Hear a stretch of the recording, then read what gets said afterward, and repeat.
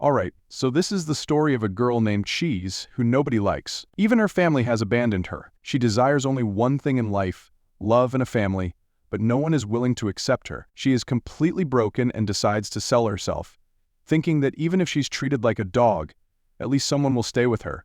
Then, a magician appears, bidding a huge amount for her. But why? Let's find out. At the beginning of the story, we see Cheese finalizing an agreement. The person in front of her asks, "Are you sure you won't regret this later?" She replies that she has no problem with it. Then, a collar is placed around her neck, and she is taken away. They arrive at a place where strange creatures dwell, beings that are neither human nor animal. It's all very strange. Next, Cheese is taken to a large auction where wealthy individuals bid on her. But then, a man named Elias steps onto the stage and makes the highest bid, 50 crores.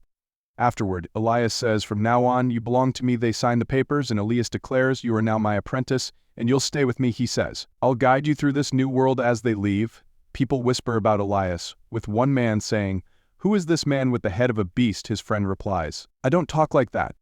So, he's a great magician, one of the last of his kind. As they pass through the assembly, strange creatures, both beasts and monsters, can be seen, and Cheese can hear them speaking.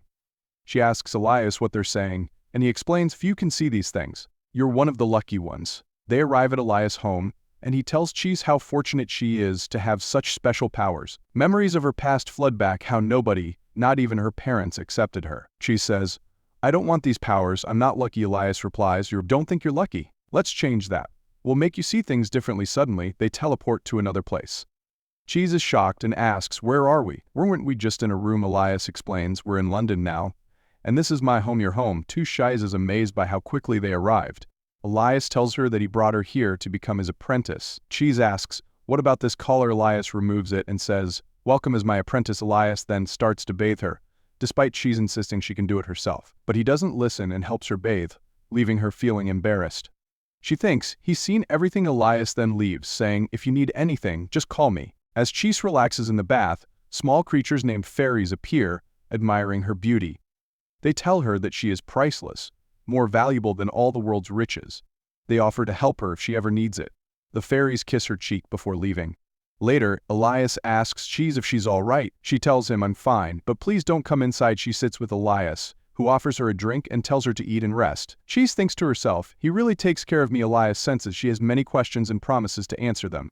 But for now, he tells her to rest. When Cheese was bathing, she tells Elias there were small creatures in there. He explains that the fairies are harmless and will be useful when she starts learning magic. However, with their joy comes problems, so she must be cautious. Cheese asks Elias, "What does it mean to be your apprentice?" Elias tells her, "You're very special. Cheese people like you are rare, and you possess many magical powers, allowing you to control fairies and other magical beings. That's why the fairies were drawn to you. One day you'll become a great mage." Cheese tells him, "I don't want to be a tool or a puppet. I want to make my own decisions." Elias reassures her that she is free to make her own choices, and that becoming a mage is only a small part of her journey. He tells her that she's like family to him. Then, Elias gives her a locket, saying, "This will always protect you. Never take it off." Elias tells Cheese to rest, and she goes to bed thinking, "Now I even have a proper bed to sleep in." As she drifts off to sleep, she hears a noise. A fairy appears and invites Cheese to go on a night walk. Despite her initial hesitation, Cheese agrees and follows the fairy outside. Elias knows what's happening but allows her to learn from her mistakes. During their walk, Cheese confides in the fairy, telling her that she has no family and has lived with various relatives. The fairy asks about her relatives, and Cheese replies, "If any of them had loved me, I wouldn't be here now." They continue walking deeper into the forest, and Cheese grows concerned. She says, "We should head back, we've come too far," but the fairy insists, "We've barely started. We need to go further." Cheese tries to resist, but the fairy refuses to let her leave. She says, "If you go back, my people will be angry with me." The fairy tries to lure Cheese into her world, promising happiness. But Cheese insists, "I have to go home. That's my family now." Suddenly, Elias appears. The fairy is furious and asks how he knew where they were.